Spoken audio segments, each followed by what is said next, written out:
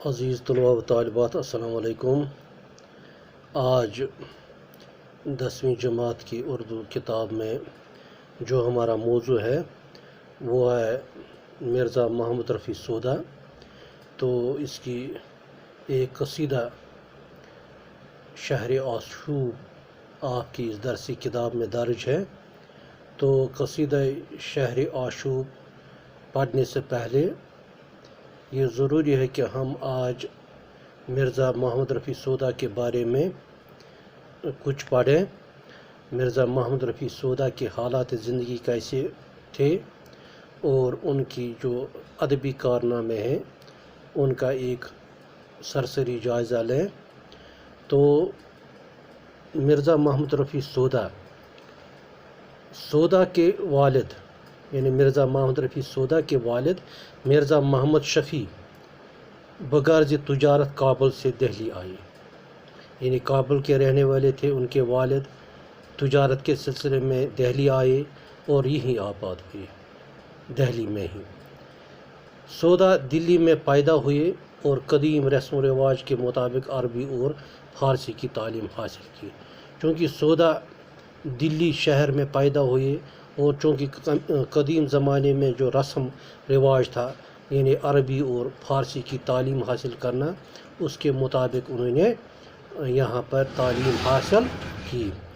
بچپن سے نہایت ذہین اور موزوں طبع تھے، یعنی ذہین طبع اور موزوں، ان کی طبیعت اعتدال پسند اور ان کا بچپن نہایت ذہین تھا۔ کچھ مدت تک شاہ حاتم کے شاگرد رہے، یعنی شاہ حاتم ان کے استاد رہ چکے ہیں۔ غیر معمولی صلاحیت اور ذہانت کی بنا پر سودا نے بہت جلد نام پیدا کیا ہے، یعنی کہ جو ان کی غیر معمولی صلاحیت تھی اپنی اس دور میں، اپنی ان کی جو یہ ادبی دنیا تھی اس میں غیر معمولی صلاحیت اور ذہانت کی بنا پر سودا نے بہت جلد نام پیدا کر لیا ہے اور دہلی کے سب سے ممتاز شاعر تسلیم کیے جانے، یعنی وقت یہاں پہنچا کہ دہلی میں مرزا محمد رفیع سودا کو ایک ممتاز شاعر تسلیم کیا جانے لگا۔ بادشاہی وقت شاہ عالم آفتاب بھی ان سے مشورہ سخن کرتے تھے، یعنی اس وقت کے جو بادشاہ تھے دلی میں جن کا نام تھا شاہ عالم آفتاب، وہ بھی ان سے مشورہ لیتے ہیں وقت پر۔ سودا کی جو شاعری کا شہرت سن کر نواب شجاع الدولہ نے انہیں لکھنؤ آنے کی دعوت دی، یعنی سودا کی جو شاعری تھی اس شاعری کا شہرت سن کر، یعنی ان کی مشہوری سن کر نواب شجاع الدولہ نے انہیں لکھنؤ آنے کی دعوت دی۔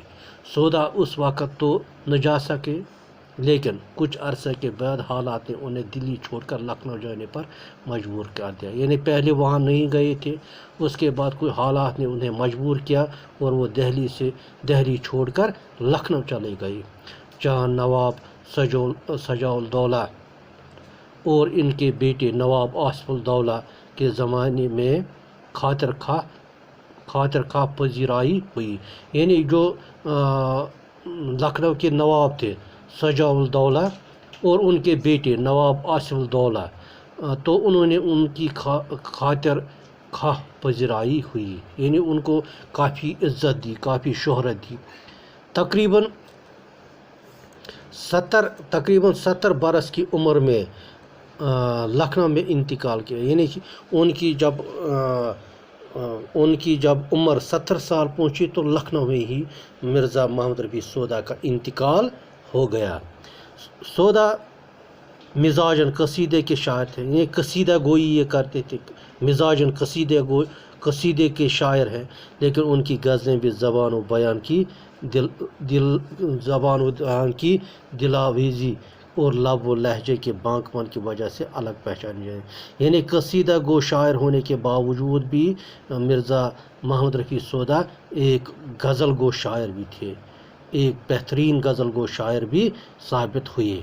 ان کا ایک مخصوص انداز ہے، ایک الگ انداز تھا ان کا، جس میں درد مندی کی جگہ شوخی، سوز و گزار کی جگہ نشاط اور سادگی کی جگہ پرکاری نمایاں تھی۔ یعنی ان کی شاعری میں، ان کی طبع میں وہ سب چیزیں موجود تھی جو ایک بہترین شاعر میں ہونی چاہیے۔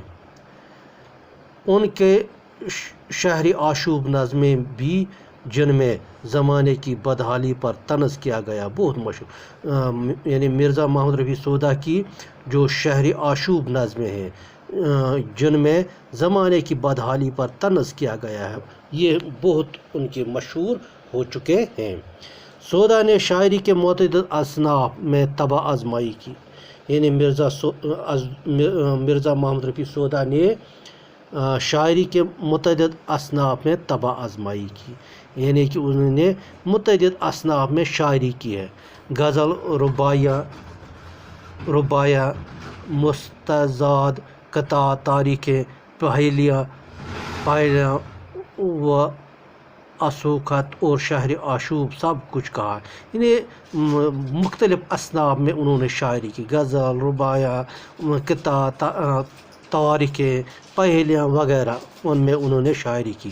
لیکن ان کے زوری بیان کے جو جوہر قصیدہ گوئی میں کھلتے ہیں، لیکن اگر دیکھا جائے کہ ان کے بہترین صلاحیت ان کی قصیدہ گوئی میں دیکھی گئی ہے، قصیدہ گوئی میں، اور قصیدہ گوئی میں ان کا مرتبہ سب سے بلند ہے۔ ان کے قصائد شوکت الفاظ، تازگی مضامین، بلند خیالی، بندشی کی چستی اور جدت تراکیب کی وجہ سے فصاحت و بلاغت کے اعلیٰ نمونے ہیں۔ یعنی ان کے قصائد جو انہوں نے اپنے دور میں لکھے ہیں، شوکت الفاظ، تازگی، یعنی کہ ان کے اعلیٰ، یہ سب جو انہوں نے اصناف میں یہ طبع آزمائی کی ہے، وہ اعلیٰ نمونے کے تھے۔ تو عزیز طلباء و طالبات، یہ ایک سرسری جائزہ تھا مرزا محمد رفیع سودا کا۔ تو انشاءاللہ اگلے لیسن میں ہم ان کی شاعری بھی پڑھیں گے، اس کی تشریح بھی کریں گے۔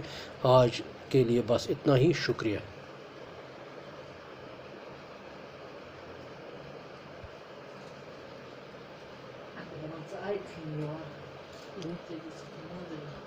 کیا ہے؟